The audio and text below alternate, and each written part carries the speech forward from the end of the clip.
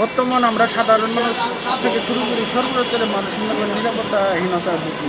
আজকে মনে করেন অসংখ্য মানুষ, লক্ষ লক্ষ মানুষ আজকে বিনা অন্যায় মনে করেন আজকে জেল খাটতে নিচ্ছে। আমরা সাধারণ মানুষ থেকে শুরু করি সর্বোচ্চের মানুষ মনে করেন আমরা এরকম আগে দেখি নাই।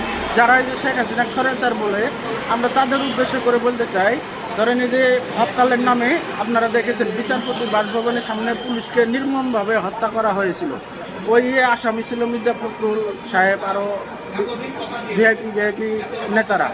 ওরা 7 দিনও গেলে জেলখানায় থাকে নাই। আর এখন বর্তমানে আমাদের ইনকাম নাই, ইনকামের সোর্স নাই, মানুষের শান্তি নাই, লুটপাট চাঁদাবাজি রাজধানী ধর্ষণ ছাড়া মনে করেন কোনো মানুষের শান্তি নেই। এখন আমরা ওই অনুবাদে এখন যদি আমরা বলি যে আমরা আগে সরকারের কারণে 1000 গুণে ভালো ছিলাম, লক্ষ গুণে ভালো ছিলাম, আমরা আগেই ভালো ছিলাম, এটাই বলে আমাদেরগুলো অপরাধ। এই কথার অপরাধে আমাদেরকে নিরীহ মানুষকে অমানবিকভাবে জেল খাটানো হচ্ছে। আর একটা মানুষ মারা গেছে, তারপরেও মনে করেন তাকে জামিন দিতেছে না তার ওয়াইফকে। আর একটা মানুষ গভীরভাবে মানে খুব অসুস্থ, সে মারা গেছে, তারপরেও তার হাতে হ্যান্ডকাপ দেখা গেছে। আমরা সাধারণ মানুষ হিসেবে দেখেছি। আমরা সাধারণ মানুষ হিসেবে বলতে চাই এটাই যে বর্তমান আইন শৃঙ্খলার কোনো ব্যবস্থা নাই। বর্তমান দেশের রাজধানী থেকে শুরু করে সর্বোচ্চের মানুষের অশান্তি ছাড়া কোনো আমরা শান্তি দেখে নেই। এখন ওই জন্যই মনে করেন আমার মতো কোটি কোটি মানুষ বলবে দেখছে যে শেখ হাসিনা সরকার বারবার দরকার, শেখ হাসিনা সরকার উন্নয়নের সরকার, শেখ হাসিনা সরকার গরিবের মুখে হাসি ফুটানোর সরকার। এখন ওই জন্যই মনে করেন আমাদের মতো কোটি কোটি মানুষ মনে করেন ডিসেম্বরের জন্য অপেক্ষা করে আছে মাননীয় প্রধানমন্ত্রী শেখ হাসিনাকে আনার জন্য এবং কি ফুলের দেওয়ার জন্য, তাকে রিসিভ করার জন্য। তার কারণ মানুষের পিঠ এখন দেয়ালে ঠিকই গেছে, মানুষের কোনো শান্তি নাই।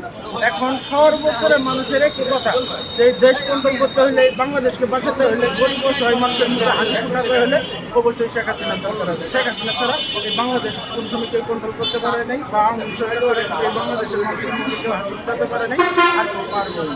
অতএব আপনারাও দেখেছেন, আমরাও দেখেছি 5 আগস্টের পরে থেকে বাংলাদেশ দক্ষিণ থেকে উত্তর পর্যন্ত ধ্বংসযজ্ঞ হয়েছে। আর 5 আগস্টের আগে বাংলাদেশের দক্ষিণ থেকে উত্তর পর্যন্ত সারা বিশ্বের মধ্যে তাপ লাগিয়ে দিয়েছিল শেখ হাসিনা, উন্নয়নের সারা বিশ্বের মানুষ অবাক হয়ে গেছিল কাছে। এই তো ছোট্ট একটা দেশ হয়ে, মহিলা একটা প্রধানমন্ত্রী হয়ে কীভাবে এত উন্নয়ন করে। যারা মনে করেন বলে যে ভারতে সব কিছু দিয়ে দিছে, সব কিছু দিয়ে দিছে, কিন্তু তারপরেও তো আমরা সাধারণ মানুষ শান্তিতে ছিলাম। যে গ্যাসের অভাব ছিল না, কারেন্টের অভাব ছিল না, এবং lakh lakh garments, lakh lakh mail factory চলছে। কিন্তু এখন তো lakh lakh mail factory, garments থেকে শুরু করে সব কিছু অভাব অনেক। তাও তো আমরা বাসা আমাদের গ্যাস পেতে আসি। শেখ হাসিনাকে প্লেনের মধ্যে নিয়ে গেছে আগে।